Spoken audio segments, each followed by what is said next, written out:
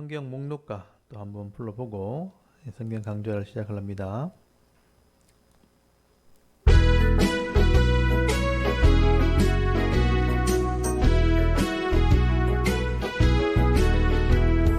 창세기 출애굽길의 위기 민수기 신명기 여호수아 사사기 루키 사무엘 상하 열왕상 하격 상하 에스라 느헤미야 에스라 욥기 시편 잠언 전도서 사가 이사 예레미야 에가 에스겔 다니엘 호세야 요엘 아모스 오바댜 요나 미가 나마바 스바냐 아케스 가레말라기 마테마다 유가요한 사도행전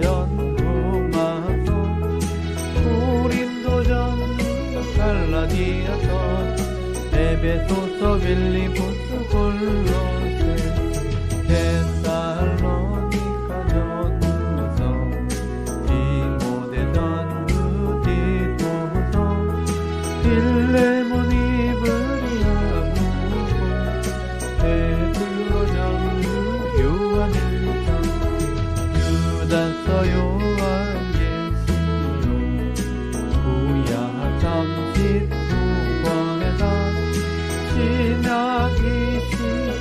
27권으로 성경은 66권이라.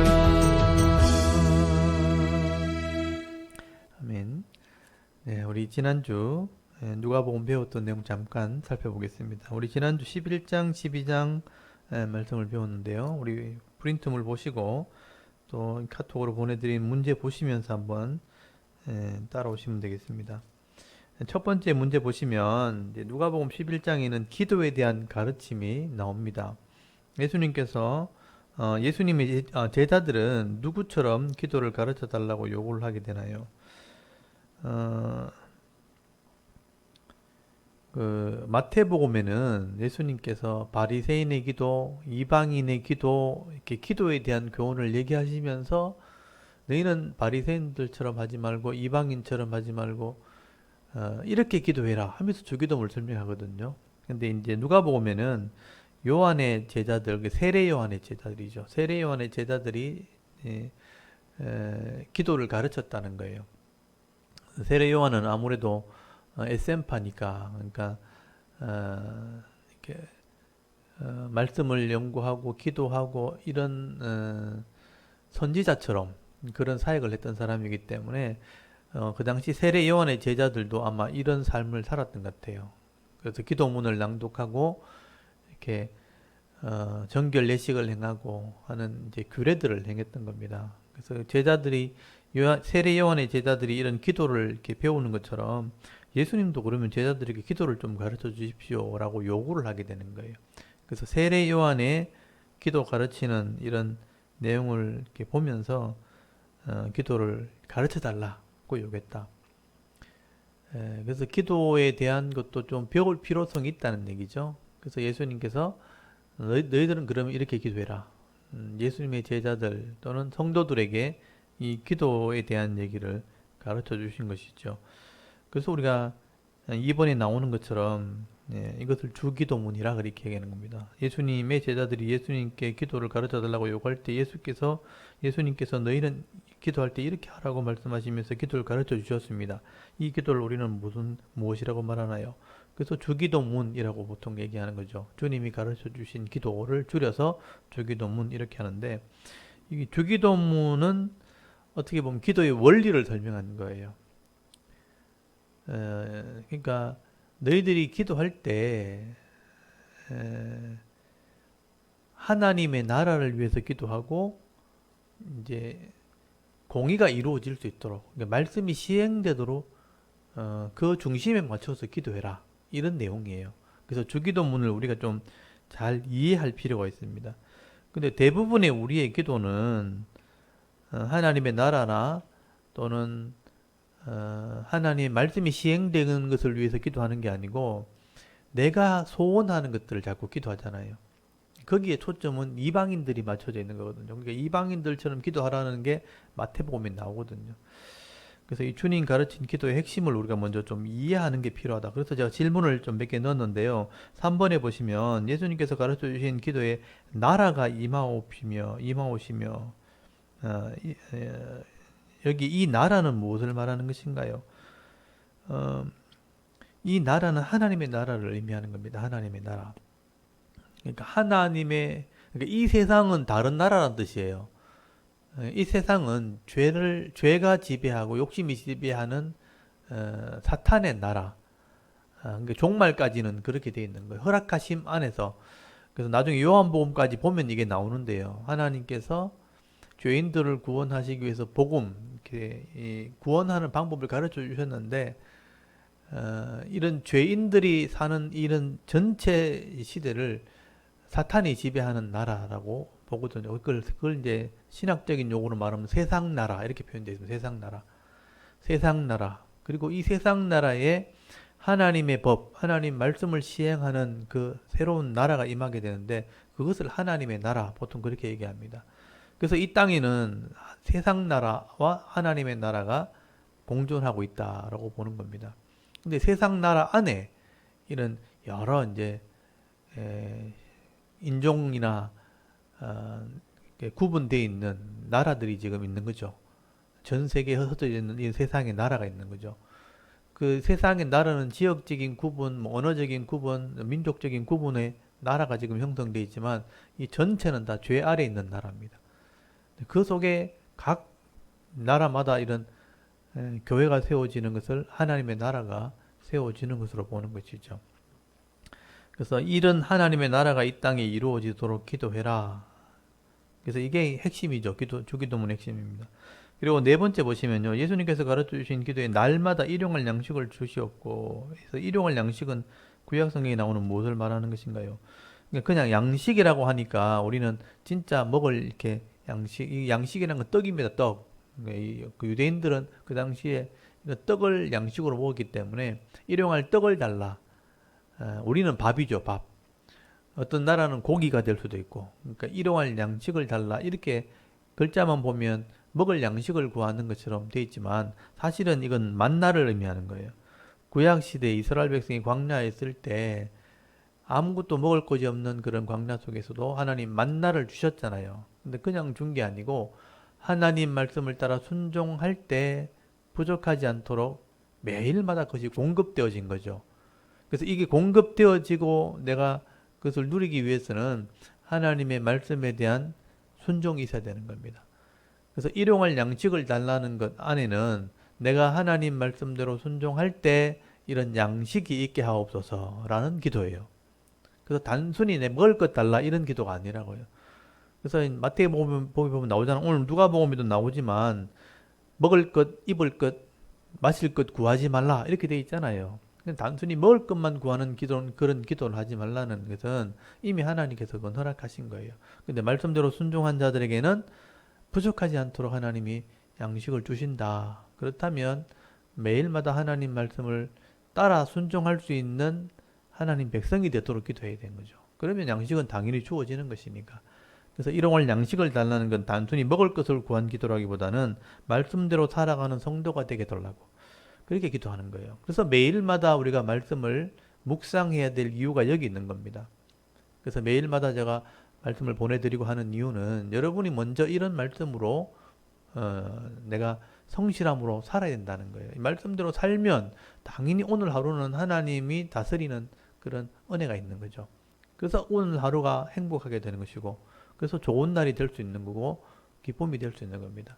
근데 오늘 하루도 내가 욕심대로 살려고 하다 보면 그것이 결국은 죄를 씻게 되는 그런 원인이 될 수 있잖아요. 그래서 죄를 지으면 또 고통이 찾아오고 또 어려운 문제가 생길 텐데 그러면 이 하루가 고달픈 하루가 되는 겁니다. 그래서 하나님의 양식을 먹기 위해서는 이런 매일마다의 순종이 있게 해주십시오 라고 기도하는 게 일용할 양식을 주옵시고 하는 것과 똑같은 의미라고 이제 이해를 해라는 거죠. 그래서 매일마다의 이런 말씀의 순종을 위해서 기도해라. 그렇게 이해하시면 되고, 다섯 번째, 예수님께서 가르쳐 주신 기도에 우리가 우리에게 죄 지은 사람을 용서할 때 그러면 얼마나 용서하라고 그렇게 말씀하나요? 그렇게 기도하라고 하나요? 거기 기도문을 잘 보시면 뭐라고 돼 있나요? 기도할 때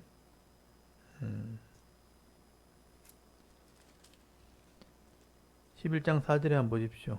우리가 우리에게 죄 지은 모든 사람이란 표현 나오죠. 을 용서하오니 우리 죄도 사하여 주시옵고 우리를 시험에 들게 하지 마시옵소서. 그러니까 우리가 우리에게 죄를 지은 사람을 용서할 때 얼만큼 용서해야 되는가? 모든 사람. 이 모든 사람이라는 표현이 들어가 있어요. 그러니까 나를 힘들게 하고 해롭게 하는 사람은 보통 우리가 미워하는 사람이잖아요. 불편해하는 사람 또는 마음에 이렇게 용서가 안 되는 사람이 있다면 싫은 사람, 싫은 사람 정도는 약한 거고, 근데 미워하는 사람, 죽이고 싶은 사람, 없어졌으면 좋겠는 사람, 이런 사람들이 있는 거예요. 근데 그런 사람까지라도 용서해 줘야 된다는 겁니다. 그게 오늘 우리의 기도 제목인 거죠. 매일마다 주기도문인데 매일마다 하는 기도인데 내가 모든 사람을 용서하는 삶을 살게 달라고 기도하라는 거예요. 잘 안 되니까. 또 얼굴 보면 또 막 마음이 힘들어지잖아요. 그래도 용서하는 사람이 되도록 기도하는 것이 우리의 기도 제목이라고요. 그게 성도들이 해야 될 기도라고요. 너희들은 이렇게 기도하라. 그 안 되니까 그렇게 기도하는 거예요. 그럼 하나님이 되게 하시겠다는 겁니다. 이해하는 마음을 주시든지 넓은 마음을 주시든지 그 사람을 불쌍히 여기는 마음을 주시든지 사랑하는 마음을 주시든지 어떻게든지 성령을 통해서 그런 마음을 주셔서 용서하도록 해주시면 우리도 용서함을 받게 되는 거예요. 우리가 용서함 받는다는 얘기는 뭐냐면 내가 복을 받는다는 얘기입니다. 그게 되게 하는 기도를 해라. 쉽지 않기 때문에 늘 기도하라는 겁니다. 내가 모든 사람을 용서해 주게 하시고 그리고 나도 용서해 달라고 그렇게 기도해야 되는 겁니다. 이 기도를 매일 해라. 이 성도들이 해야 될 기도입니다. 그 다음에 여섯 번째, 예수님께서 주기도문에 대해 설명하기 위해 비유로 이제 설명하죠. 비유 중에 간청함을 인하여 일어나 그 요구를 줄이라, 요구대로 줄이라 라고 말씀하시는데 이 간청함은 누구를 위한 간청함인가요? 그래서 이게 주기도문을 설명하기 위한 이 누가의 비유죠. 그러니까 이 비유는 다른 복음서에 안 나와요. 누가복음에만 나오는 거예요. 기도에 대한 설명이죠. 친구가 떡을 빌리러 왔는데 내가 떡이 없어요. 이 배고픈 친구를 위해서 내가 찾아가서 간청하는 거예요. 나를 위한 간청이 아니고 배고픔 당한 친구를 위한 간청함이라는 게 중요한 거예요. 그러니까 이 주기도문의 핵심은 거기 있다. 그러니까 어려움 당한 이웃을 위한 기도. 이웃을 위한 기도예요. 어려움 당한 다른 사람을 위한 기도. 그게 우리가 해야 될 기도다. 근데 세상에 그렇게 기도할 사람 잘 없잖아요. 자기 위해서 기도하지. 아니면 우리 가족들 위해서 기도하고 내 소유를 위해서 기도하지 다른 사람을 위해서 기도하는 사람 없잖아요. 근데 우리는 그렇게 기도하라는 거예요. 그게 주기도문의 핵심입니다. 그렇게 기도하면 내 것은 하나님이 당연히 태워주신다. 이게 믿음인 거예요. 이건 믿음의 영역입니다. 그래서 내가 다른 사람을 위해서 기도하면 누군가는 또 나를 위해서 기도하는 거죠. 그래서 같이 잘 되는 게 하나님 나라의 법칙입니다. 근데 세상은 안 그렇죠. 내가 잘 되기 위해서 다른 사람을 힘들게 하고 빼앗아야 되니까 이제 죄를 지으면서 사는 게 세상의 법칙이죠. 그게 세상의 나라고 하나님의 나라는 다른 사람이 잘 되도록 기도해 주는 것. 네, 그게 주님 가르친 기도의 핵심이라고 보시면 됩니다. 어렵죠. 근데 그렇게 하는 것이 하나님 백성입니다. 그 다음에 7번 예수님께서 귀신을 쫓아내시는 사역을 보면서 바리새인들은요 바알세부를 힘입어 귀신을 쫓아낸다고 비난을 하게 되죠. 그때 예수님께서 누구의 힘으로 귀신을 쫓아내는 것이라고 말하나요? 하나님의 손을 힘입어서. 그러니까 하나님의 손이니까 하나님의 능력을 힘입어서. 그러니까 하나님의 능력으로 이 귀신들을 제어하는 거다. 제어를 한다. 이 귀신은요 하나님의 허락 안에서만 이제 활동을 하는 겁니다. 근데 심하게 하나님의 창조하신 인격, 사람들에게 막 들어가서 방해를 하게 되면 하나님께서 그걸 제지를 한다는 거예요. 너무 심하게 인격은 하나님이 주신 건데 그거를 스스로 지키질 못해서 무너진 영혼들에게 귀신들이 막 그 몸을 빼앗으려고 하면 너무 지나치게 하면 하나님의 능력으로 귀신들을 제어할 수 있다. 근데 귀신의 능력으로 하는 게 아니고 하나님의 능력으로 하는 것이다 라고 원리를 설명하고 있는 겁니다. 그래서 우리가 하나님의 권세로, 우리가 보통 축사, 귀신을 쫓아내는 그 일을 축사라 그러거든요. 이 축사는 기독교에만 있는 게 아니고 천주교에도 있고 또 이슬람에도 있고 절에 가도 있고 또 무당들도 다 합니다. 귀신을 쫓아내는 전문가들을 무당이라 그러는 거예요. 신접한 자 또는 이제 엑소시스트, 영어로 하면 엑소시스트라 그러죠. 귀신을 쫓아내는 사람들, 이런 사람들 그 하는 역할을 축사라 그러죠. 귀신을 쫓아내는, 이 귀신을 쫓아내는 일은 고대서부터 있어 왔던 거예요. 계속 있어 왔고 무당들이 주로 그 일을 해왔던 거예요. 근데 이제 그것이 기독교에서는 귀신을 쫓아내는 사역으로 그렇게 알려져 있는 겁니다. 근데 이제 대부분의 이제 귀신들이 쫓겨나는 것은, 무당들은 귀신들끼리 그렇게 하는 거죠. 짜고 치는 고스톱이라고 보시면 돼요. 자기들끼리 센 귀신, 작은 귀신 왔다 갔다 하면서 결국은 계속 괴롭히는 게 무당들이 주로 하는 일입니다. 근데 이제 기독교에서 하는 것은 하나님의 권위, 그 영적인 권위, 법적인 권한이죠. 하나님의 권한을 가지고 예수의 이름으로 귀신을 쫓아내는 거예요. 예수님께서는 하나님의 능력으로 한다 그랬고, 우리 목사들이나 성도들은 하나님의 권세와 예수 그리스도의 이름으로 쫓아내는 겁니다. 그래서 그 영혼이 힘들지 않도록 도와주는 거죠. 근데 이제 본인 자체가 인격적으로 내 자아를 딱 형성하지 않으면요, 또 괴롭힘을 당하는 거예요. 그래서 쫓아내는 것, 명령하는 것, 그게 중요한 게 아니고 그 자신이 스스로가 자신을 사랑하는 마음. 아, 내가 하나님 백성이구나. 내가 이름이 있다면 그 이름으로 내가 살아야 될 사람이구나. 내게 주신 하나님의 사망과 은혜가 있구나. 이것을 인식시켜주는 게 더 중요하다고요. 내 자아라 그래요. 자아. 내 자존감 또는 자아라 그러는데 내 자아를 형성시켜주는 게 더 중요하다고요. 그렇게 해주면 스스로가 자기를 지켜내는 거지. 귀신의 어떤 능력 있는, 이런 뭐 능력 있는 사람이 그걸 계속 해내는 게 아닙니다. 여기에 이제 빠져버리면 교회가 완전히 귀신 쫓아내는 데서로 이렇게 무당일 하는 것처럼 돼버려, 교회가. 그러면 뭐 이제 무당이 있는 곳에 가면 귀신이 굉장히 많은 것처럼 목사님들이 그런 쪽으로 이렇게 빠져버리면 교회 안에 그런 일이 계속 일어나게 됩니다. 왜냐하면 그런 방해하는 요소들이 계속 일어나기 때문에. 그래서 좋지 않죠. 조금 제가 안 좋은 표현을 쓰게 되면 이제 냄새나고 더러운 곳에 가면 파리가 꼬이는 것처럼 그런 분위기가 된단 말이에요, 교회가. 더러운 귀신들이 자꾸 모이게 되면 교회가 그렇게 더럽게 돼버리는 거예요. 영적으로 굉장히 어려운 교회가 돼버립니다. 그래서 이런 사역을 하는 게 중요한 게 아니라는 거죠. 자아를 가르치고 스스로 말씀을 양육할 수 있는, 스스로 키울 수 있는 그런 힘을 길러주는 게 교회가 돼야 된다. 그러면 이제 스스로가 자아를 지켜내는 거, 그게 우리가 당연히 해야 될 일입니다. 그래서 이제 예수님께서 그런 사역을 했다는 거죠. 하나님의 권세로, 하나님의 능력으로 내가 이 귀신을 쫓아내는 것이다. 그래서 강한 자가 들어왔을 때 더 강한 자가 그거를 결박시켜서 자유를 주는 거다, 쫓아내는 거다라고 원리를 설명하고 있다는 것을 아시면 되겠습니다. 그 다음에 8번째, 예수님께서 한 바리새인의 집에 점심을 잡수실 때 손을 씻지 않은 것을 보고 결례, 그러니까 정결 예식을 행하지 않은 거죠. 그래서 이 바리새인이 예수님 보고 이상하게 막 여깁니다. 그때 예수님께서 바리새인에게 말씀합니다. 너희는 잔과 대접, 이 그릇이나 손이나 이런 겉 모습은 깨끗하게 하는데 너희 속에는 무엇과 무엇이 가득하다, 이렇게 책망을 해요. 겉은 잘 씻으면서 속은 왜 회개 안 하냐.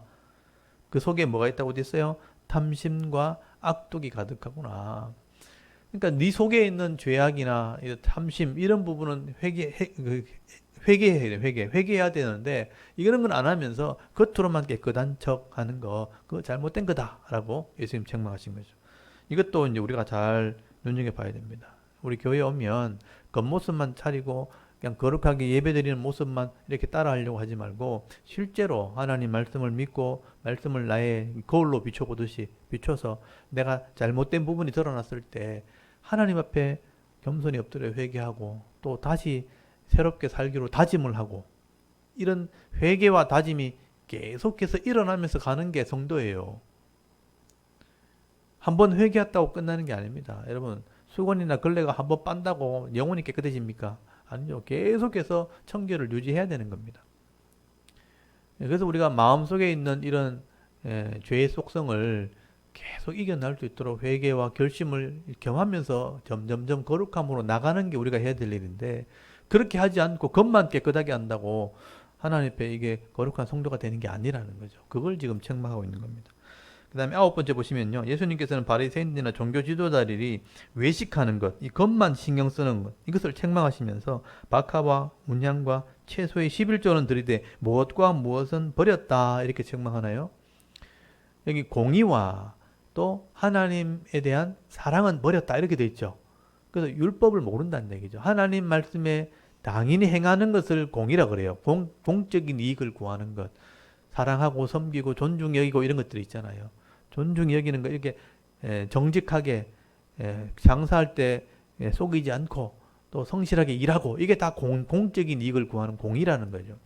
그런 삶을 살지 않고 사람을 존중히 여기는, 또 생명을 소중히 여기는 이런 사랑하는, 가난한 자나 부한 자나 공평하게 대할 줄 알고 다 사랑하며 섬길 줄 아는, 이게 율법의 핵심이거든요. 내 이웃을 나처럼 사랑해야 되는 것, 이런 공의와 사랑은 버렸다는 거예요. 그러니까 말씀대로 하지 않으면서 그냥 겉모습만 굉장히 거룩한 척하고 있었다는 거예요. 그게 종교 지도자들이고 그 당시에 바리새인들이었습니다. 그래서 그런 사람들을 책망하는 말씀을 하신 거죠. 오늘 우리에게도 교훈이 되는 거죠. 그 다음 10번째, 예수님께서는 율법 교사들을 책망하시면서 너희가 무엇을 가져가서 너희도 들어가지 않고 또 들어가고자 하는 자를 막았다, 이렇게 책망하나요? 여기 율법 교사는요, 오늘날 말하면 말씀을 가르치는 목사들이에요. 율법 교사잖아요. 하나님 말씀을 가르치는 자들인데 무엇을 가지고 있으면서 들어가려고 하는 사람 막았다. 이 무엇을 가졌다고 돼 있죠? 지식의 열쇠를 가졌다고 돼 있어요. 여기 지식의 열쇠라는 게 뭐냐면요, 지식을 여는 열쇠잖아요. 그러니까 하나님 말씀을 해석하고 이해시키는 그런 일들을 말하는 거예요. 말씀의 이렇게 의미들이 어려우니까 이것들을 풀어주는, 열어서 가르쳐서 이 말씀을 깨달아 행하게 함으로 하나님 백성으로 복을 받게 하는, 그래서 하나님 나라에 들어가려고 하는 이런 사람들을 막았다는 거예요. 지식의 열쇠가 뭐냐면 율법 교사들이 말씀을 가르치는 사명이 있는 사람이죠. 오늘날 말하는 목사들이죠. 여러분, 이 세상에서 하나님 말씀과 정직함을 가르칠 사람이 목사밖에 없잖아요, 지금요. 학교에서는 세상의 지식을 가르치지만 실제로 마음의 어떤 정직함과 하나님 말씀대로 살아야 될 이런 윤리와 도덕을 가르치는 건 이 목사밖에 없거든요. 근데 이 가르치는 사역을 딱 가지고 있잖아요. 그걸 열쇠라고 말해요. 열쇠를 가지고 있으면서 제대로 안 가르치면 배우고자 하고 하나님 말씀 순종하고자 하는 자들을 못하게 한다는 거예요. 못하게 하니까 천국을 못 가는, 결국 바른 믿음을 못 가지니까. 그러니까 그 당시 율법 교사들이 그렇게 했다는 거죠. 지식을 열어주지 않아가지고 바로 깨닫지 못하니까 하나님 나라도 못 들어가게 한 거예요. 지식도 모르게 하고 또 말씀대로 살지도 못하게 하고 천국도 못 가게 했다면 굉장히 큰 죄를 짓고 있는 거죠. 그래서 율법 교사에 대한 책명, 이것도 이 누가복음에 나오는 거거든요. 그러니까 오늘날의 교회 지도자들이 눈여겨봐야 되는 거죠. 하나님 말씀에 대한 지식의 열쇠를 가지고 있으면서 제대로 안 열어주면, 안 가르치면, 풀어서 안 가르치면 성도는 세상에서 그냥 미련하게 사는 거죠. 진짜 바른 믿음 못 가지면 천국도 못 갈 수 있는 거죠. 그래서 그 책망을 하고 있는 것입니다. 그 다음에 11번째 보시면 누구든지 말로 예수님을 거역하면 사하심을 받으리니와 무엇을 모독하는 자는 사하심을 받지 못한다고 말씀하나요? 성령을 모독하는 자. 그래서 여기 말로 예수님 거역하는 사람은 있을 수 있어요. 나 예수 안 믿는다. 나 어릴 때 교회 다녔는데 지금 나 안 믿는다. 못 믿겠다. 이렇게 말로 거절하는 사람이 있어요. 근데 이런 사람이라도요, 결정적인 순간에 성령을 통해서 깨닫게 될 수 있어요.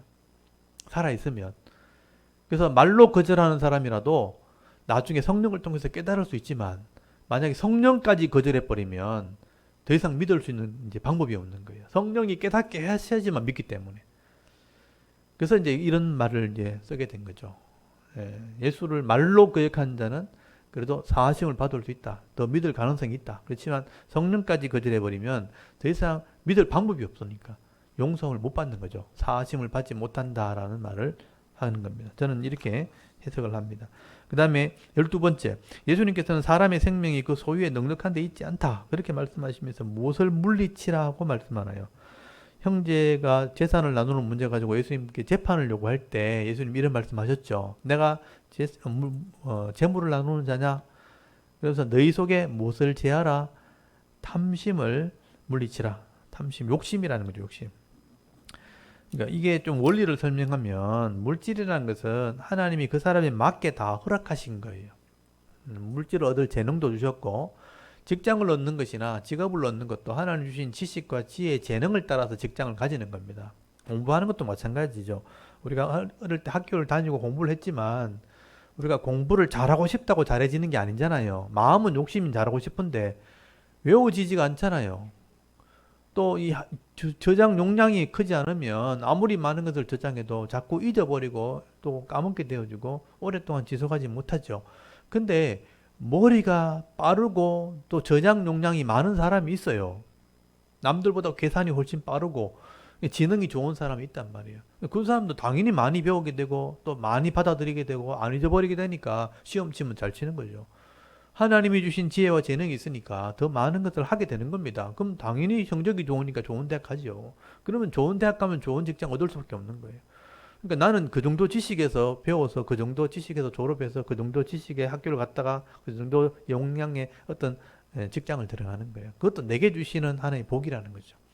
그래서 내게는 그런 다 복이 다 정해져 있는데 욕심을 내 가지고 내가 저거 뺏어와야지, 이거 해야지, 형의 것과 동생 것이 나눠져 있는데 내가 뺏어와야지, 이렇게 하는 건 욕심이라는 거예요. 그래서 예수님께서 재산 나눠달라 할 때 일단 욕심부터 없애라 이렇게 말씀하는 거죠. 욕심을 따라간다고 네가 되는 거 아니다. 그러면서 이제 물질에 대한 교훈을 이제 말씀하신 거예요. 이것 가지고 이거 되게 해달라 저거 되게 해달라고 다 되어지는 게 아니다. 먼저 하나님 나라를 구해라. 하나님 나라 백성이 되면 네게 꼭 필요한 걸 더해 주실 거다. 부족하지 않도록 채워준다는 겁니다. 내가 생활할 수 있게 부족하지 않도록 하나님 주시니까 그것 가지고 행복하게 사는 게 그게 더 지혜로운 겁니다. 하나님 주신 것 내가 잘 누리면서 행복하게 살면서 내 주위에 있는 사람들과 만족하며 살아가는 것이 그게 진짜 행복이지. 우리가 행복을 쫓아서 돈 모아러 돈 벌려고 간다고 돈이 모아진다고 내가 모아지는 것도 아니고 그거 쫓아가다가 형제하고도 갈라쓰고 직장생활 하다가 직장인들도 동료들도 갈라쓰고 뭐 선후배도 갈라쓰고 돈 따라가다가 사람 다 잃어버리고 돈도 못 가지게 되는 결국은 허송세월을 보내게 되잖아요. 그래서 그게 욕심에서 나온 거라고요. 그게 탐심을 버려야 된다라고 말하는 겁니다.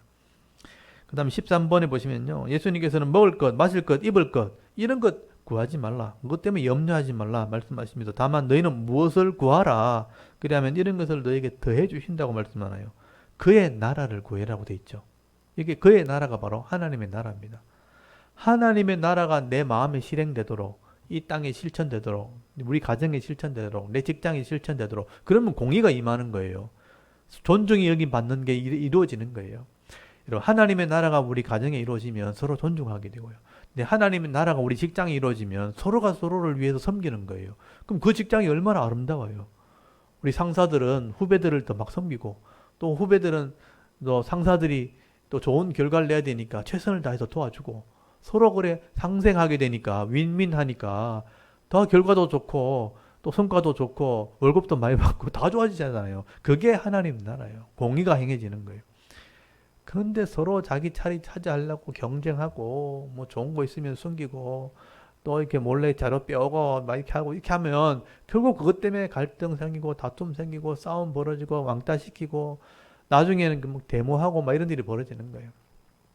그리고 하나님 나라가 이루어지지 않으니까 결국 다 뺏기는 것이죠. 갈라서고 뺏기고. 근데 하나님 나라가 이루어지면 그 필요한 것들이 더해지게 되겠다. 이게 하나님의 원리다. 그렇게 설명하는 겁니다.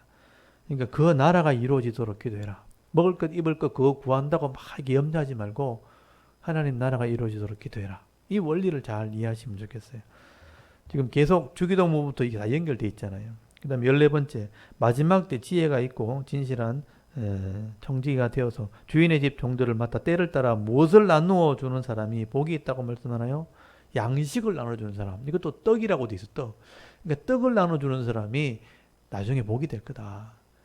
그리고 이걸 영적인 양식으로 치면 말씀을 가르치는 사람이 복이 될 거다. 종말의 시대, 혼란스러운 시대니까 다 어려워지는 시대니까 나누어 주는 자가 복이 될 거다. 그 다음에 15번에 마지막 종말에 주인이 드디어 오리라 하여 남녀 종들을 때리고 먹고 마시고 취하게 되면, 남녀 종을 때렸다는 건 뭐냐면 악을 행한 거잖아요. 힘을 가지고 때리고 먹고 마셨다. 향락을 즐기고 취했다. 술에 취해서 정신없이 산다면 생각하지도 않는 날에 주인이 와서 엄히 때리고 어떤 자에 받는 벌을 처한다고 말씀하나요? 신실하지 못한 자의 벌. 신실하지 못하다는 게 피스토스, 그러니까 믿음이 없는 사람. 하나님을 믿지 못하고 말씀을 믿지 못했던 자가 받는 벌을 받게 될 거다. 이게 심판을 받는다는 뜻입니다. 그래서 이제 알고 안 하면 많이 맞고 모르고 안 하면 작게 맞는다. 맞는 건 똑같다는 얘기죠. 근데 이게요, 불신자는 모르고 사는 사람이니까 모르고 살아도 심판받는 건 똑같아. 근데 예수 믿는, 그러니까 교회를 한 번이라고 온 사람들은 아는 거죠. 아는데도 안 하는 건 더 나쁜 거예요. 그래서 더 많이 맞아요. 그러니까 불신자보다 믿다가 안 믿는 사람이 더 많이 받습니다. 그러니까 믿으려면 확실하게 믿는 게 좋아요. 그래서 많이 준 자에게는 많이 욕을 까시고 또 많이 맡긴 자에는 많이 찾게 된다. 이거는 성도에게 하는 말이죠. 많이 맡긴 자에게는 더 많은 하나님께서 그것을 요구하게 될 것이다. 그래서 사명이 있다는 뜻입니다. 많이 있는 사람은 많이 있는 대로, 적게 있는 사람은 적게 있는 대로 사명이 있는 거죠. 그래서 5달란트, 2달란트, 1달란트 각자의 달란트만큼 일하면 되는 거예요. 그래서 내게 주신 영역을 따라서 그렇게 일하는 사람은 그 안에 행복을 누리게 되어 있습니다. 그걸 지혜롭게 하는 사람이 진짜 성도입니다. 그래서 누가복음 말은요, 이게 누가복음 말씀은 잘 이렇게 묵상하시면서 이게 어떤 의미인지를 알면 충분히 우리가 이해하실 수가 있습니다. 우리 족보 빨리 한번 또 외우고 진도를 나갑니다. 아담부터 예수님까지. 아담의 10대 손.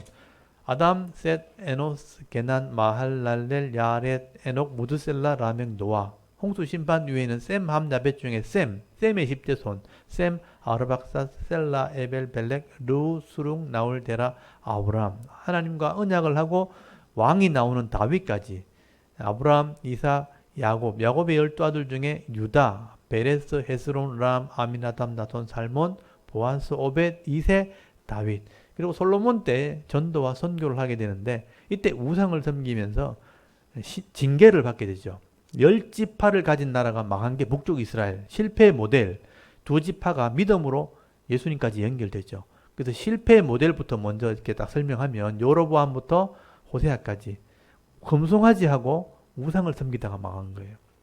그래서 여로보암, 나답, 심판. 바하사, 엘라, 심판. 시므리, 심판. 오므리, 아합, 아하시야, 요람, 심판. 예후, 여호아스, 요아스, 여로보암 밑에 스가랴, 심판. 살롬, 심판. 므나헴, 그 다음에 버가히야, 심판. 베가, 심판. 그 다음에 호세아. 그 다음에 아수르한테 심판. 다 망한 거죠. 그 다음에 르호보암, 아비암, 아사, 요사밧. 요사밧 때 이세벨이 자기 딸을 아달랴를 보낸 바람에 밑에 왕이 4명, 남쪽이 타락해요. 그 4명이 딱 떼놔야 돼요. 요사밧 밑에. 그래서 요사밧 밑에 4명이 나오는데 두 사람은 북쪽하고 이름이 똑같아요. 북쪽에 아하시아 요람인데 여기는 요람 아하시아예요. 요람 아하시아, 그 다음에 요아스 아마샤. 중간에 아달랴가 들어갔죠. 그 4사람이 타락을 하고요. 그 다음에 우시야가 개혁을 해요. 근데 문둥병 걸려 죽어요. 요담, 아하스, 히스기야 마지막 개혁인데 15년 더 사는 바람에 므낫세 나와서 나라가 망해요. 그 다음에 아몬, 요시야 일꾼을 키우는 계획을 하게 되고 여호아하스 애굽에 잡혀가 죽고요. 그 다음에 여호야김 1차, 여호야긴 2차, 시드기야 3차에서 나라가 진짜 망해요. 역사 속에 진짜 이스라엘이 망했고 바벨론 포로 갔다가 돌아와가지고 한다 또 실패하는 거죠. 그리고 400년 동안 짓밟히는 일이 벌어져요. 그리고 예수님 오신 거예요.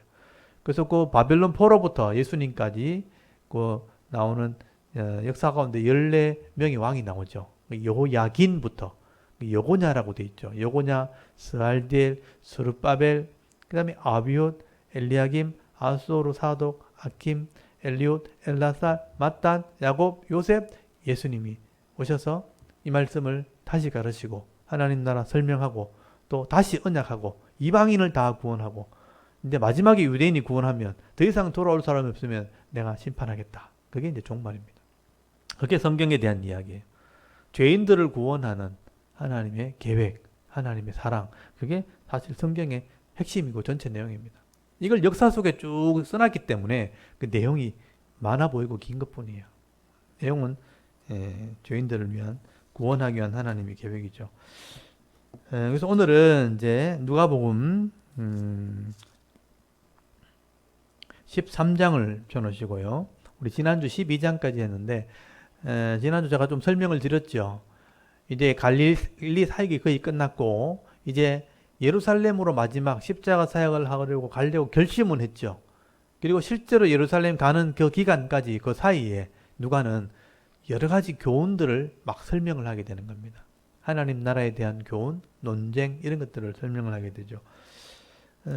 지난주 제가 설명드렸던 거 기억납니까? 거기 9장 51절에 예수께서 성천하실 기약이 참에 예루살렘을 향하여 올라가기로 굳게 결심하시고 예루살렘 가기로 결심한 게 벌써 3년이 끝났는 거예요. 그리고 실제로 예루살렘 가는 것은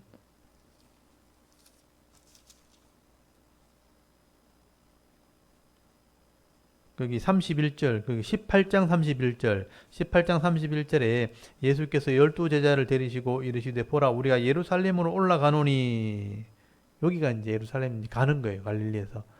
그 사이에 지금 9장부터 18장까지 내용이 많죠. 그래서 마지막으로 갈릴리에서 이런 교훈들을 막 설명하는 거예요. 그 교훈들의 내용이 다 이제 하나님 나라에 대한 설명들이죠. 논쟁에 대한 설명들입니다. 그런 내용들 우리 지난번도 배웠잖아요. 기도에 대한 교훈도 있고 물질에 대한 교훈도 있고 여러 가지 교훈이 있죠. 그래서 오늘은 13장에 보면 이제 회개에 대한 얘기를 하게 되고 안식에 대한 논쟁을 하게 돼요. 자, 13장 1절 보십시오. 그때 마침 두어 사람이 와서 빌라도가 이제 예루살렘의 총독으로 온 거죠. 빌라도가 어떤 갈릴리 사람의 피를 그들의 제물에 섞은 일로 예수께 아뢰니 그들의 피를 제물에 섞었다는 건 뭐냐면요. 사람을 죽였다는 거예요. 그러니까 갈릴리 사람들이 하나님 앞에 제물을 드리려고 할 때 그 사람들을 죽여서 피를 흘리겠다. 그러니까 예배 드리다가 사람이 죽은 거예요. 그러니까 이제 소문이 났죠. 2절에 대답하이르되 너희는 이 갈릴리 사람들이 이같이 해받음으로 다른 모든 갈릴리 사람보다 죄가 더 있는 줄 아느냐. 너희에게 이르노니 아니라 너희도 만일 회개하지 아니하면 다 이와 같이 망하리라. 여기 회개하지 아니하면 하는 거죠. 그러니까 이 사람은 때가 되어서 그때 그 사람이 심판을 받은 것 뿐이지 이 사람이 특별히 그 당시에 있는 사람들 중에 최고 악해서 심판받는 게 아니라는 거예요. 다 죄인들이죠. 근데 보통 사람들은 끔찍한 일을 당하거나 사고를 당하거나 이렇게 하면 와, 저 사람 무슨 죄를 그렇게 많이 지었길래 저렇게 죽나. 근데 우리도 똑같다 이런 생각을 했는 거죠. 단지 저 사람은 이제 때가 되어서 그렇게 죽은 거예요. 우리도 똑같이 악을 행하면 이게 드러나면 똑같이 죽을 수 있다는 거죠. 그래서 그 사람들 보면서 나는 죄가 없는데 저 사람은 죄가 있구나 이렇게 생각하지 말고 나도 똑같이 죄인이구나. 나도 회개해야 되겠구나. 그래서 이제 뭐 최근에 일어난 여러 가지 참사들, 뭐 많은 사람이 죽고 하는 문제 있잖아요. 그러면 그 사람들이 특별히 악해서 죽은 게 아니에요. 우리도 그렇게 죽을 수 있는 거예요. 그래서 저렇게 보면서 나도 저렇게 하면 안 되겠구나. 지금 잘해야 되겠구나. 이런 마음을 품어야 된다는 겁니다. 그리고 4절에 또 한 가지 예를 들죠. 실로암에서 망대가 무너져 치어 죽은 18사람이 예루살렘에 거한 다른 모든 사람보다 죄가 더 있는 줄 아느냐. 너희에게 이르노니 아니라 너희도 만일 회개하지 아니하면 다 이와 같이 망하리라. 예루살렘 그 남쪽 밑에 보면 예루살렘은 이제 좀 높은 곳에 있고 그 성전이 높은 곳에 있고 밑으로 쭉 내려가면 낮은 곳에 샘이 있어요. 그 실로암 샘이라고 있죠. 그게 이제 시온 샘에서부터 물이 흘러와서 거기 모이는 곳입니다. 여기 망대를 세워가지고 사람들이 이제 뭐 이렇게 모이기도 하고 이렇게 그렇게 하려고 했던 것 같아요. 그죠? 근데 망대를 만들다가 이게 무너진 거죠. 무너져가지고 18사람이 죽었다는 거. 사고로 죽은 거예요. 그러니까 이 사람이 악해서 죽었는가? 아니다는 거죠. 너희도 똑같이 죄인이라. 그래서 이렇게 말씀하시는 이유가 뭐냐면 이런 사고가 일어났을 때 저 사람들이 우리보다 더 나쁜 사람이라고 생각하는 사람이 있다는 거예요. 아, 저 사람들 진짜 나쁜 사람이었구나. 저렇게 비참하게 죽는 거 보니까 우리도 똑같이 그렇게 죽을 수 있다 하는 생각을 해야 된다는 거죠. 그래서 너희도 회개하지 아니하면이죠. 똑같이 죽을 사람들이지만 회개하면 각자의 종말이 다 있겠지만 이렇게 비참한 죽음은 죽지 않을 수 있다. 그래서 이제 우리도 똑같은 죄인이라는 그 생각을 하라는 얘기죠. 그래서 회개해라 하는 것을 강조하고 있다는 것을 생각하시면 돼요. 이것도 이제 누가복음에만 나오는 얘기입니다. 다른 복음서에 안 나옵니다. 그러니까 이걸 이해시키려고 하는 거죠. 이런 사고들은 항상 일어나니까. 그 다음에 6절에 보시면요. 이에 비유로 말씀하실 때 한 사람이 포도원에 무화과 나무를 심은 것이 있더니 와서 그 열매를 구하였으나 얻지 못한지라 포도원지기에게 이르되 내가 3년을 와서 이 무화과 나무에서 열매를 구하되 얻지 못하니 찍어 버리라. 어찌 땅만 버리게 하겠느냐. 대답하되 주인이여 금년에도 그대로 두소서. 내가 두루 파고 그름을 줄이니 이후에 만일 열매가 열면 좋거니와 그렇지 않으면 찍어 버리소서 하였다 하시니라. 여기 보면 한 사람이 포도원에 무화과를 심었다 하는 거 있죠. 한 사람은 하나님이라고 보시면 돼요. 그리고 이 포도원 지기는 예수님이라고 보시면 돼요. 그리고 그 땅에 포도나무를 심은 것은 일반 성도들이라고 보시면 되죠. 이스라엘 백성들이라고 보면 되죠. 그러니까 너희들이 이렇게 심판받지 않는 것은 내가 기도했기 때문이다. 내가 긍휼을 베풀었기 때문이다. 똑같이 심판을 받는 대상이죠. 그래서 때가 되어서 심판받는 사람도 있지만 하나님께서 늘 이렇게 긍휼을 베풀어 준다는 거죠. 오늘도 변하지 않고 오늘도 말씀을 듣지 않고 또 순종하지 않는 사람이 있어요. 근데 예수님께서 한 번만 기회를 주시면 또 걸음도 주고 또 내가 두루 이렇게 파고 땅을 파서 또 관리를 할 테니까 열매가 맺히면 감사하겠지만 진짜 안 맺힌다면 그때 또 심판하십시오 하고 기회를 준다는 얘기죠. 그래서 우리가 한 해 한 해 또 기회를 얻어가는 거예요. 그래서 우리가 똑같이 심판받을 대상인데 하나님께서 또 은혜를 베풀고 또 긍휼을 베풀고 기회를 주셔서 이렇게 또 하루를 더 살게 된 것뿐입니다. 아까 이렇게 연결된 거죠.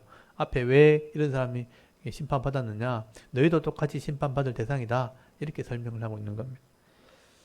그래서 하나님은 긍휼을 계속 베풀어 주시기 때문이다. 그렇게 설명을 하고 있는 겁니다. 이게 회개에 대한 거거든요. 나중에 또 이렇게 나오면 또 설명을 드릴게요. 그 다음에 10절부터는 단락이 나눠지죠. 이제 안식일에 대한 논적입니다. 예배에 대한 거죠. 예수께서 안식일에 한 회당에서 가르치실 때에 18배 동안이나 귀신 들려 앓으며 꼬부라져 조금도 펴지 못하는 한 여자가 있더라. 예수께서 보시고 불러 이르시되 여자여 네가 네 병에 놓였다 하시고 안수하시니 여자가 또 펴고 하나님께 영광을 돌리니라. 그러니까 귀신이 들려서 꼬부러져서 몸을 펴지 못했다. 이것도 이제 귀신 들린 병이죠. 그래서 이 누가는 이런 귀신에 대한 역할을 계속 많이 얘기하죠. 이방인에 대한 불신자에 대한 이런 귀신의 역할이 굉장히 많다는 것을 설명하는 거예요. 근데 예수님께서 이 병을 이제 안식일 날 낫게 하신 거죠. 안수했다는 것은 손을 대가지고 이렇게 고쳐주신 거죠. 근데 14절에 보면요. 회당장이, 그 회당을 관리하는 회당장이 예수께서 안식일에 병 고치는 것을 분내어서 무리에게 이르되 일할 날이 6회가 있으니 그동안에 와서 고침을 받을 것이요. 안식일에는 하지 말 것이니라 하거늘. 여기 이제 율법을 그냥, 율법에 있는 그 문구대로 지키자는 거잖아요. 그러니까 율법의 의미를 생각하지 않고 글자대로 지키자. 이게 율법주의라는 거예요. 그러니까 제가 율법에 대한 설명을 막 하고 구약의 율법은 우리가 이렇게 지켜야 된다. 제가 이렇게 설명을 하니까 저보고 율법주의라고 하는 사람들이 있어요. 제가 율법주의가 아니고요. 이 율법의 의미를 깨달아서 이 의미대로 하나님의 뜻을 이루자는 거잖아요. 그걸 이해하면 좋겠는데 예수님 똑같잖아요. 이 사람이 안식일 날 쉬고 6일 동안 일해라 했으니까 병 고치는 거 하지 마 이렇게 한 거죠. 글자대로 하지 마. 그래서 분이 났다고 돼 있잖아요. 분이 내는 것 자체가 잘못된 거예요. 병자가 18년 동안 고생했는 거 낫게 하는 것은 생명을 회복시켜 주는 거예요. 또 은혜를 베풀어 주는 거잖아요. 이 주일날 당연히 안식일날 생명을 살리는 날이기 때문에 해야 되는 거예요. 근데 그 의미를 모르니까 일하지 마 이렇게 하는 거죠. 그러니까 분을 내니까 예수님께서 뭐라고 하셨어요? 15절에 보세요. 주께서 대답하시되 외식하는 자들이잖아요. 외식하는 자. 겉으로는 절 지킨 척 하면서 의미를 모르고 실제 하나님 뜻을 행하지 않는 거예요. 제가 이제 구약의 율법을 막 설명해서 하니까 율법은 이스라엘 사람들이 지키는 거지 왜 우리가 지켜야 되냐고 이렇게 얘기하는 거예요. 그러니까 이 의미를 모르는 거예요. 그걸 설명하려면 시간이 많이 걸리잖아요. 그래서 율법을 그대로 지키자고 하고 우리는 지키지 말자고 하는 것이 율법주의예요. 잘못된 지식이에요. 예수님 그들 보고 외식하는 자라 그러잖아요. 외식하는 자들아, 너희가 각각 안식일을 자기의 소나 나귀를 외양간에서 풀어내어 이끌고 가서 물을 먹이지 않았느냐. 예수님 비유로 설명한 거죠. 안식일 되면 네 집에 소도 짐승도 목마르면 물 먹이잖아. 내 자녀가 고통당하는 거를 자유롭게 하고 고쳐주는 게 왜 잘못했다고 생각하느냐. 이건 일이 아니고 하나님이 하실 일이다. 하나님이 하시는 일이다. 안식일을 해야 될 일이다. 생명을 살리는 일이라는 뜻이죠. 16절에 그러면 18회 동안 사탄에게 매임받아요. 매임받은 이 아브라함의 딸을 안식일에 매임해서 푸는 것이 합당하지 않냐냐. 일주일 동안 이렇게 묶여있는 소라도 목마르면 풀어서 물을 주잖아요. 내 자녀가 사탄에게 묶여서 18년 동안 고통당했는데 안식일날 그 생명을 살리기 위해서 풀어주는 게 왜 틀렸다고 생각하느냐. 그 안식일날 해야 되는 의미를 모르면 그걸 일이라고 생각하는 거죠. 잘못했다고 생각하는 거죠. 그래서 안식일은 회복시키는 날이다. 안식일은 생명을 살리는 날이다. 생명을 살리는.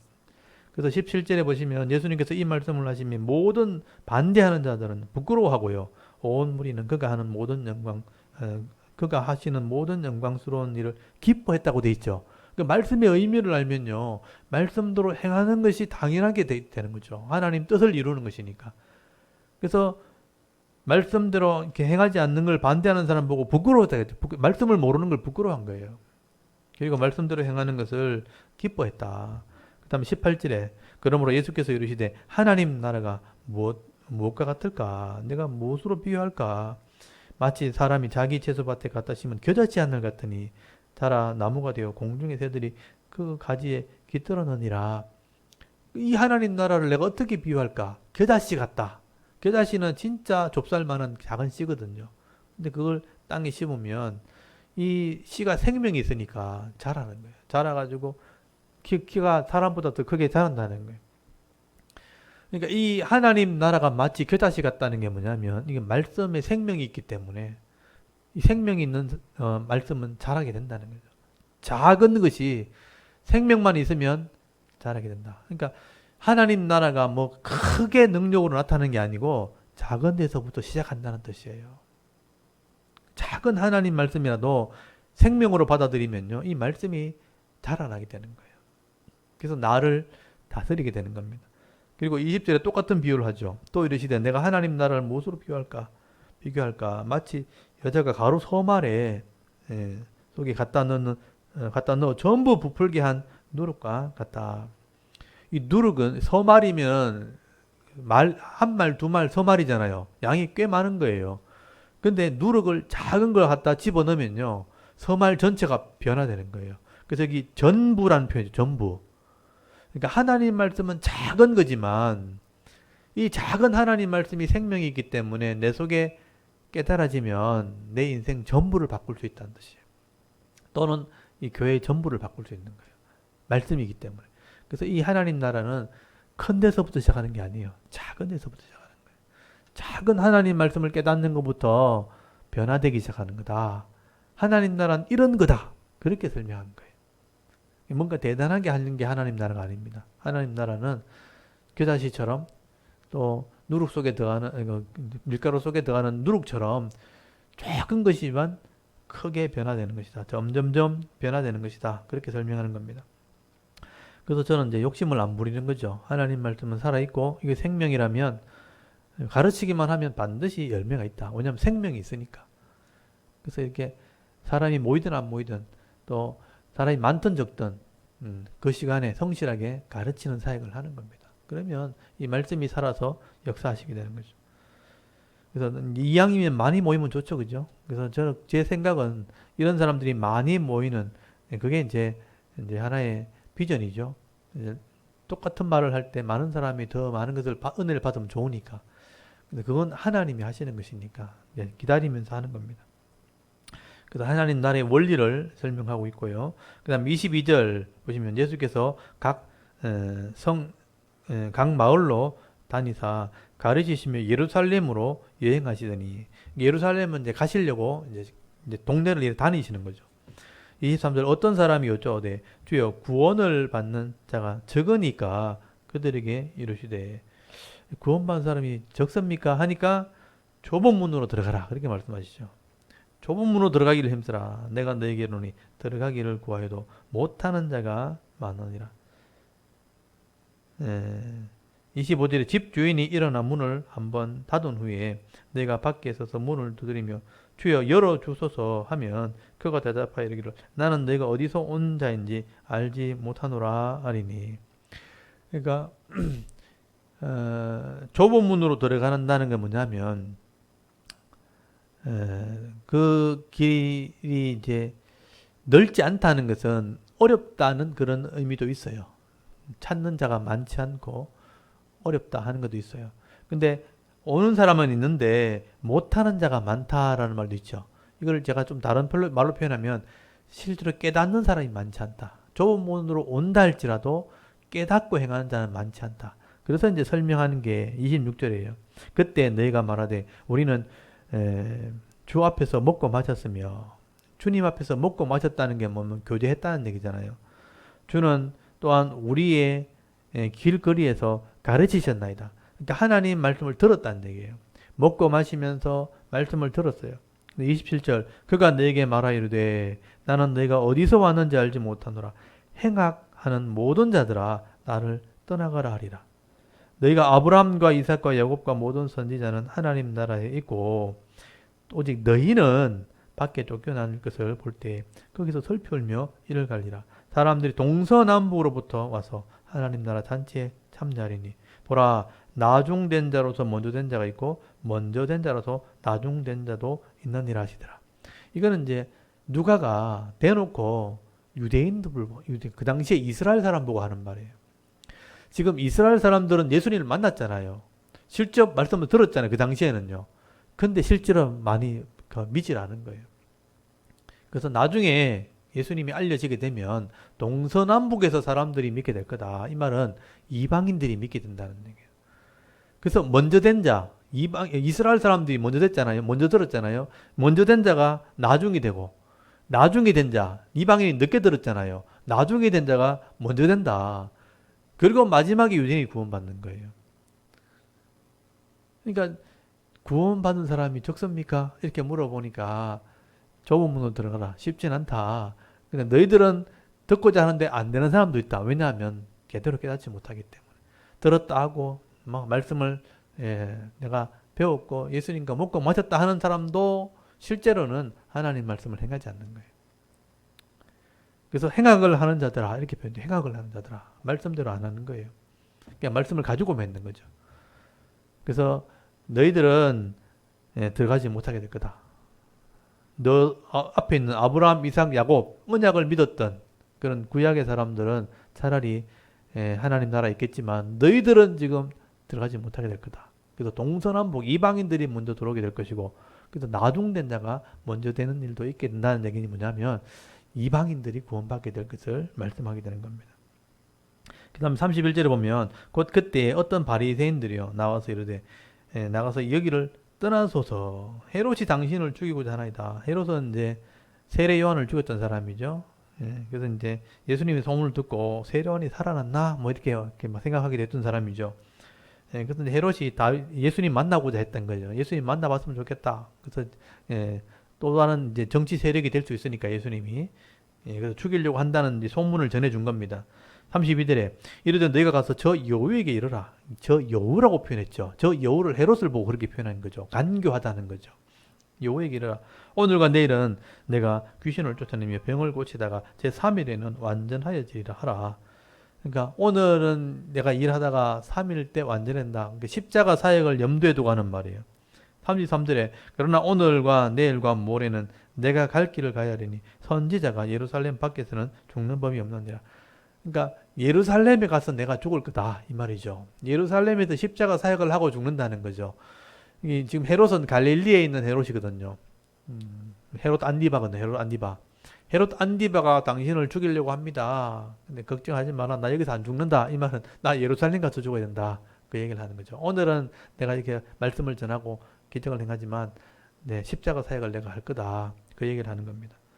그래서 34절 예루살렘아 예루살렘아 선지자들을 죽이고 네게 파송된 자를 돌로 치는 자여 암탉의 새끼를 날게 하래 모험같이 내가 너희의 자녀를 모으려고 한 일이 몇 번이냐 그러나 너희가 원하지 않느노라. 그 이스라엘 사람들이 이 메시아를 믿게 하려고 막 했다는 거예요. 근데 하나님이 그들을 깨닫게 하려고 구약에서부터 계속 그랬고 또 예수님 오셔서 가르쳤고 한데 잘 못 알아듣는 뜻입니다. 35절에 보라 너희 집이 황폐하여 버림받으리라. 내가 너에게 이르노니 네가 주의 이름으로 오시는 이를 찬송하리로 할 때까지 나를 보지 못하리라. 지금 그 당시에 예루살렘을 보고 말하는 거죠. 그 당시에 이스라엘 사람들은 예수님을 메시아인지 몰랐어요. 그래서 받아들이지 않고 순종하지 않았단 말이에요. 그래서 나중에 이 예루살렘이 무너지게 될 거다. 그래서 그 당시에 AD 30년경이니까 AD 70년에 예루살렘이 무너졌단 말이에요. 로마에 의해서. 이 땅은 황폐하게 될 것이다. 그리고 내가 마지막에 다시 부활해서 그 성천한 뒤에 다시 온단 말이에요. 다시 올 때 주의 이름으로 오시는 이를 찬송하리로다. 주의 재림을 말하는 겁니다. 재림할 때까지 이제 내가 떠나면 다시는 너희는 나를 보지 못하게 될 것이다. 그 얘기를 하는 거예요. 예, 그래서 그 당시에 예수님을 잘 몰랐던 그 이스라엘 사람들, 유대인들을 보고 책망하는 말씀을 하시는 겁니다. 그 다음에 14장에 넘어가면 여전히 안식일의 문제가 나옵니다. 14장 1절에 안식일에 예수께서 한 바리새인 이 지도자의 집에 떡 잡수시러 들어가시니 그들이 엿보고 있더라. 주의 앞에 수종병 든 한 사람이 있으니 수종병이 뭐냐면 이 물수자예요. 배에 복수가 찬 병이에요.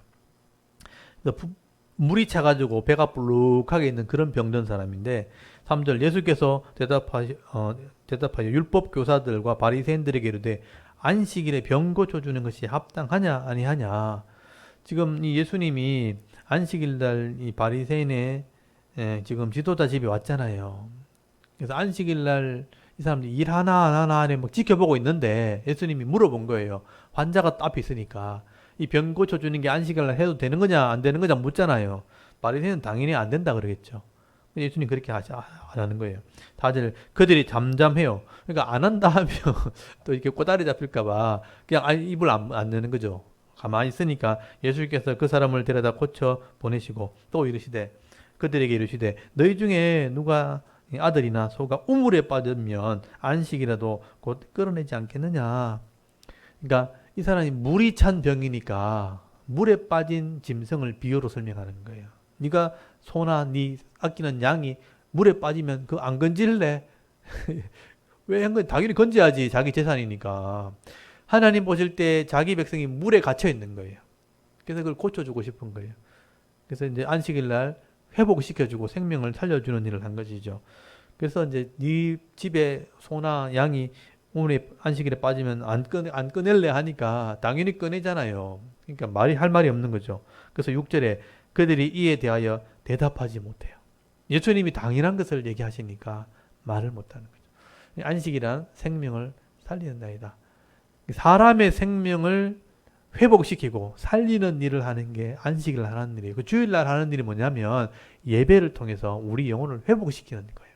기도해주고 또 식사 대접도 하는 거예요. 뭐 돈 쓰고 안 쓰고 그게 중요한 게 아니에요. 그 사람이 예수 믿지 않는 사람이라면 같이 식사 대접을 하면서도 같이 예배에 참여하는 것은 그거는 해야 될 일입니다. 영혼을 구원하기 위해서. 또 병전자가 있으면 신방해주고 위로해주고 하는 일을 해야 되는 거예요. 그래서 안식일날, 주일날 우리가 그 일을 하는 겁니다. 교회 안 나오는 친구 있으면 찾아가서 가서 이야기도 해주고 기도도 해주고 격려도 해주고 가족들이 이제 같이 모여서 또 같이 식사도 하고 그렇게 하는 겁니다. 그래서 안식일날 회복하는 것 또 사람들을 돌아보는 것, 또 사람들을 위로하는 것, 격려하는 것, 이게 다 주일을 해야 될 일이에요. 그래서 주일을 만나면 그냥 사람들 모여가지고 막 이렇게 뭐 봉사하고 하는 게 중요하죠.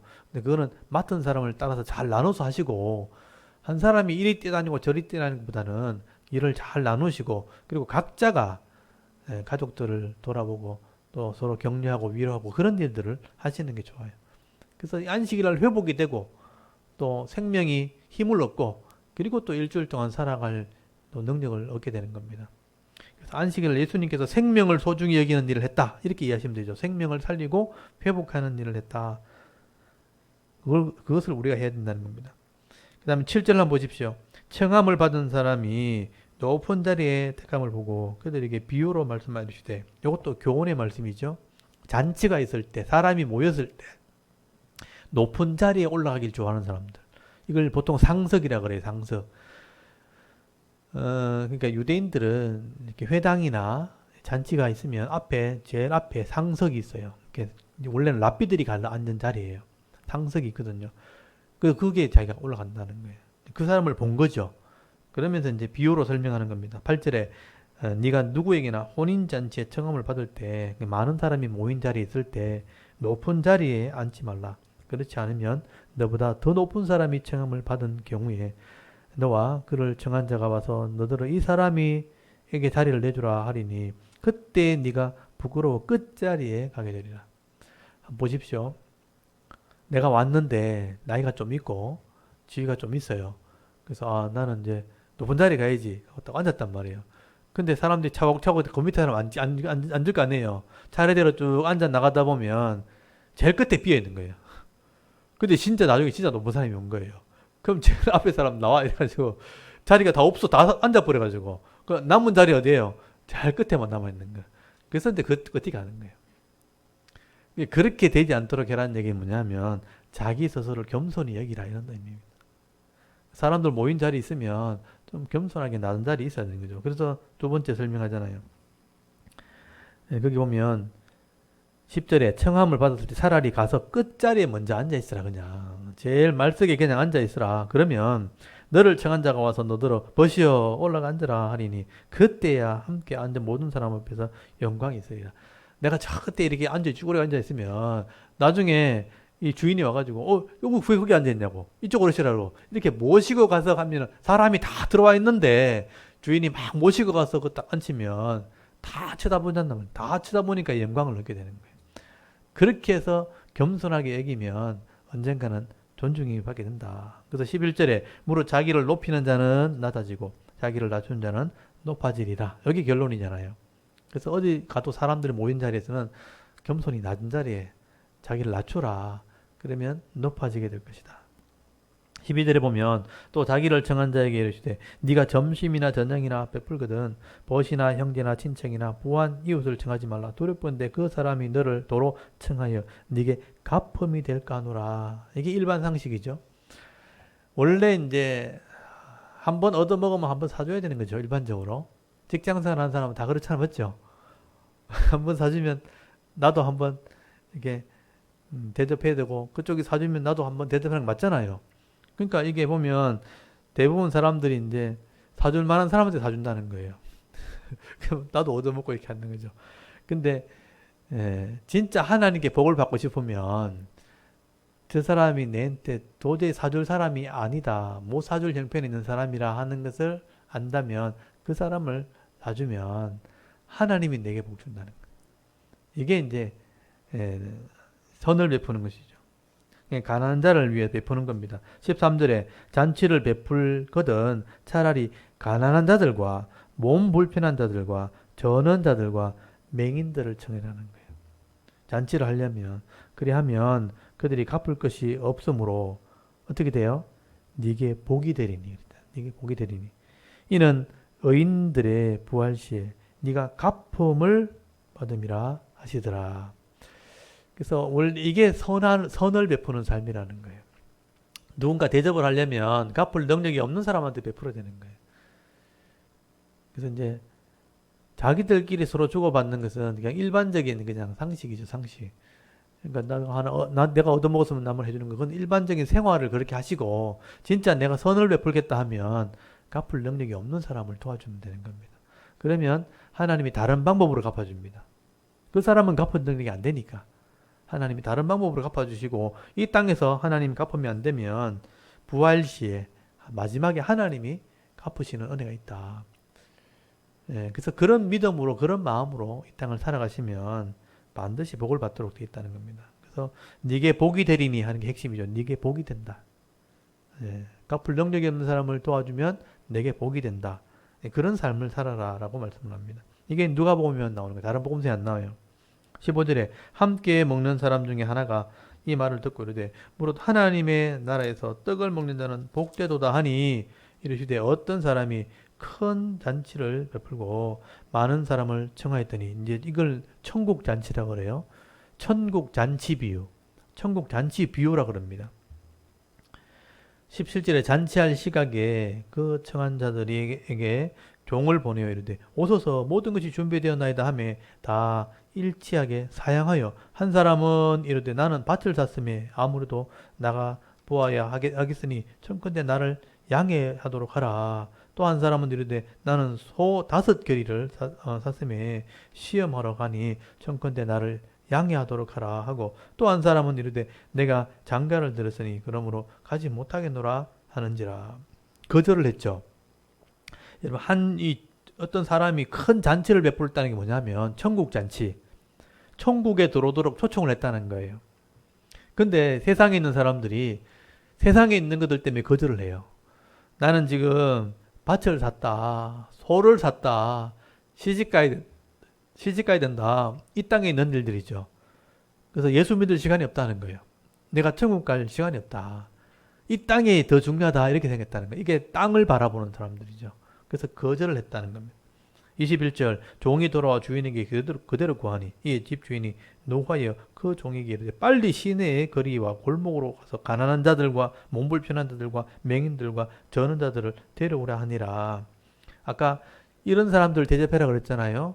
그래서 몸 불편한 자, 저는 자, 가난한 자, 맹인 이런 사람들 데려오라 하니 종이 이르되 주인이여 명하신 대로 하였으되 아직도 자리가 있나이다. 주인이 종에게 이르되 길과 산을 산 울타리를 울타리 가로 나가서 사람을 강건하여 데려다가 내 집을 채우라. 내가 너에게 말하노니 전에 청하였던 그 사람들은 하나도 내 잔치를 맛보지 못하리라 하였다 하시니라. 이렇게 말씀하죠. 근데 이 말도 핵심이 뭐냐면 전에 청하였던 자들 있죠. 이 사람들은 다 유대인이라고 보시면 돼요. 이스라엘 사람들. 그 뒤에 있는 사람들은 이방인이라고 보시면 돼요. 네, 그런 사람들은 다 구원받고 전에 청함받은 사람, 먼저 청함받은 사람들은 거절했잖아요. 그들은 못 들어가게 될 것이다. 그런 식으로 비유를 하게 되는 것입니다. 그래서 하나님의 잔치에서 먹고 마시는 자가 복이 있다 이렇게 말하니까 천국 잔치에 대해서 설명을 하죠. 근데 이게 마태복음에도 똑같은 얘기가 나와요. 마태복음에 어떻게 돼 있냐면 예복을 입지 않은 사람들은 못 들어갔다고 저는 기억나시죠? 주인이 왔는데 보니까 예복을 입지 않은 사람이 있다는 얘기가 나오죠. 이거는 그 얘기는 다 이스라엘 사람들만 듣고 있기 때문에 유대인들 속에서 예복을 준비 안 했다는 게 뭐냐면 유대인들은 말씀을 다 알잖아요. 말씀을 다 알고 있고 깨닫고 순종하는 사람은 의로운 옷을 입은 사람들인 거예요. 그러니까 이 유대인들 속에서 이 얘기를 할 때는 우리가 다 말씀을 받았지만 깨달아야지만 천국잔치에 참석할 수 있다. 그러니까 의로운 옷을 입어야 된다. 깨달아야 된다는 것에 포함되어 있는 거고 여기는 뭐냐면 이방인에게 지금 누가가 이 말을 하고 있잖아요. 그러니까 유대인들은 먼저 초청을 받았는데 거절했다. 근데 우리는 초청을 받았을 때 가기만 하면 된다.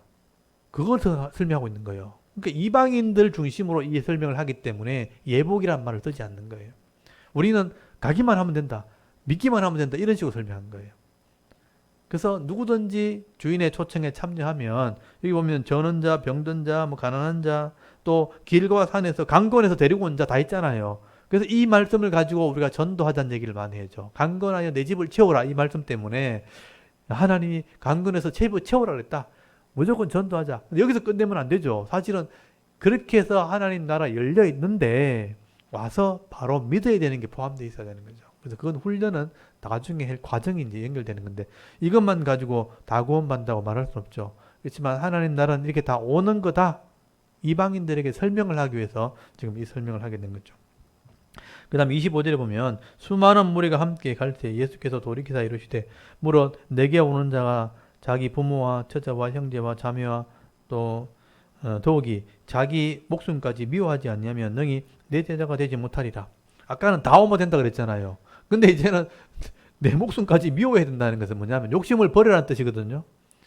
예, 욕심을 버려야 제자가 될 수 있는 거다. 27절 누구든지 자기 십자가를 지고 나를 따르지 않는 자도 능히 내 제자가 되지 못하리라. 자기 십자가를 지고 와야 된다는 거죠. 죽어야 된다는 거예요. 죽어야 제자가 될 수 있다.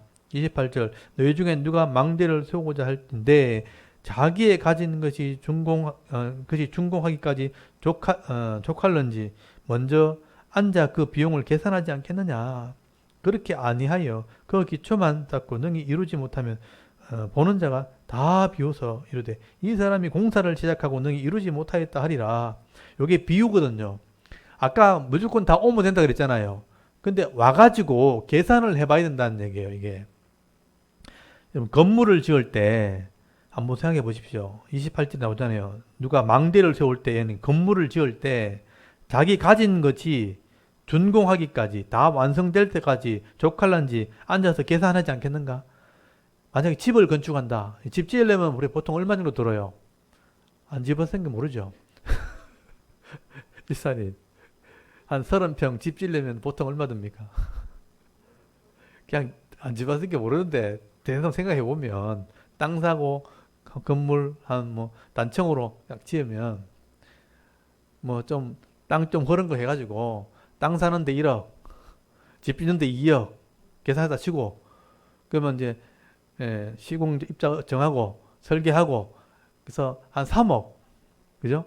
3억 정도 있으면 집 짓는다 이렇게 생각하고 있었는데 내가 지금 소유하고 있는 돈을 보니까 3억이 안 돼. 그럼 공사 시작하면 됩니까 안 됩니까? 대출하면 되죠. 그 대출금까지 계산해가지고 원래 하잖아요. 근데 대출 다 알아보니까 3억까지 대출이 안 된대. 그럼 한 2억밖에 안 된대. 그러면 공사 시작하면 돼요, 안 돼요? 안 되죠. 그렇게 보셔요. 이게 나오잖아요. 29절에. 만약에 계산해보지 않고 그냥 짓다가 기초만 쌓아놓고 이루지 못하면 보는 사람이 막 웃으면서 아이고 이 한심한 사람들아 왜 계산도 안 해보고 그렇게 시작했나. 계산 좀 해보지. 또 물가 올라갈 것도 계산해보고 또 인건비 올라가고 뭐 자재 상승비 다 계산해가지고 그래도 해야지. 맞죠? 인간의 이게 생활을 할 때 이 정도 계산하고 일을 하잖아요. 근데 이게 뭐냐면 예수 믿는 사람도 그 정도 계산을 해봐야 된다는 거예요. 내가 이 땅에서 복을 얼마나 받을지, 진짜 천국에 들어갈 수 있을지, 이걸 다 계산해가지고, 천국 가는 게 더 확실하네. 더 이기겠네. 그래서 예수 믿어야 되는 거지. 덮어놓고 나는 그냥 잘 될란다 하고 그냥 무조건 교회 온 사람 없다는 거예요. 아까 무조건 오라 그랬지만, 계산해봐야 된다.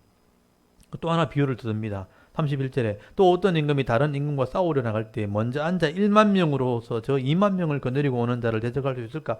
헤아리지 아니하겠느냐. 지금 전쟁을 하러 갔는데요. 우리 군사가 1만 명, 1만 명이에요. 근데 가보니까 정탐꾼을 보내보니까 저쪽에 2만 명 있다는 거예요. 그러면 이 임금이 1만 명 가지고 2만 명과 싸우려고 하면 계산을 해봐야 되잖아요. 헤아려 봐야 되잖아요. 성산이 있겠는가? 있으면 붙어야죠. 근데 없어요. 성산이 없으면 어떻게 돼요? 전쟁 안 해야 되죠. 화친을 해야죠, 화친을. 협상을 하든지. 맞죠? 그게 예를 들어서 설명하는 거예요. 하나님이 대단한 분인 거 알잖아요. 내가 죄인인 거 알잖아요. 그러니까 하나님을 내가 배반한다. 대적한다. 이게 이익일까? 아니면 내가 하나님 이렇게 믿어가지고 하는 게 이익일까? 하나님과 싸우는 게 이익일까? 하나님 편에 들어가는 게 이익일까? 계산해봐야 될 거 아니에요. 그런 계산해보고 예수 믿으라는 거예요. 그런 계산도 안 해보고 와가지고 그냥 교회가 좋다고 이렇게 교회 다니는 것은 어리석습니다. 지금 그 얘기를 하는 겁니다. 그러니까 아까 천국잔치에서는 다 와야 된다 해놔놓고 지금 제자가 되려면 목숨을까지 내놔야 된다. 계산해봐야 된다. 이 얘기를 하고 있는 겁니다. 이게 다 연결돼 있죠. 그래서 32절에 만일 못할 터이면 그러니까 아직 멀리 있을 때 사신을 보내 화친을 청할 것이니라. 하나님을 대적하는 게 내가 잘못된 거라면 하나님과 화친하는 게 맞는 거죠. 그래서 예수 믿어야 된다. 33절 이와 같이 너희 중에 누구든지 자기의 모든 소유를 버리지 않냐면 능히 내 제자가 되지 못하리라. 소금이 맛을 좋은 것이나 소금도 만일 그 맛을 잃으면 무엇으로 짜게 하리요. 땅에도 그럼에도 쓸데없어 내 버리느니라. 들을 귀가 있는 자는 들을지어다 하시니라. 여기 지금 내버린다 하는 거 보이죠? 아까 잔치 때 다 오라 그랬잖아요. 근데 다 와도 합당하지 않으면 내버릴 수 있는 거예요. 그래서 내가 진짜 하나님 백성 될 사람은 남게 되는 겁니다. 소금이 되려고 오는 사람들은 맛을 내는 사람이 되는 거죠. 진짜 하나님 백성 되는 겁니다. 그래서 하나님 백성 되는 거다. 천국 잔치, 진짜 제자, 제자도 이걸 설명하고 있죠. 이해되시죠? 그래서 이걸 다 읽어봐야 되죠. 앞에 것만 얘기하고 무조건 될 거 오라 그랬다면서 전도만 하고 전도 시상만 하면 안 돼요. 정말 이 사람이 예수 믿을 때 복이 있는지 믿고 있는지 진짜 제자가 되는 건지 확신하고 와야 되는 게 맞는 겁니다. 이렇게 예수 믿어라. 그렇게 설명하는 거죠. 그리고 이제 15장에 넘어가면 이제 회개하고 돌아오는 이야기. 그래서 여기 유명한 얘기들이 많아요. 잃은 양 이야기, 드라크마, 잃어버린 드라크마 이야기, 그리고 탕자 비유, 유명한 거 있죠. 그리고 16장에 넘어가면 이제 불의한 청지기, 거지 나사로 이런 얘기 쫙 나와요. 이게 비유로 다 설명되는 거예요. 이게 하나님 나라에 대한 설명이에요. 요거는 이제 다음 주에 제가 설명을 드리도록 하겠습니다. 이 내용이 굉장히 많기 때문에 오늘은 13장, 14장, 2장 그러니까 예루살렘에 가기 전에 예수님께서 갈릴리에 있을 때 이런 교훈의 말씀을 남기셨다. 안식일에 대한 논쟁, 바리새인들에 대한 책망, 외식에 대한 책망, 그리고 이런 천국 잔치, 하나님 백성에 대한 어떤 자세, 또 겸손한 자에 대한 이야기 이런 것들을 쭉 교훈으로 남기신 거예요. 이게 묵상해야 될 말씀이 굉장히 많은 거예요. 그래서 오늘 이 누가복음 13장, 14장은 우리가 묵상해야 될 말씀이기 때문에 한 주간 또 계속 묵상하시면서 하나님의 은혜와 복을 여러분 누리실 수 있기를 바랍니다. 오늘 여기까지 하고 우리 잠깐 기도하고 마치겠습니다. 기도하겠습니다. 하나님 오늘도 우리에게 생명을 허락하시고 강건함을 주셔서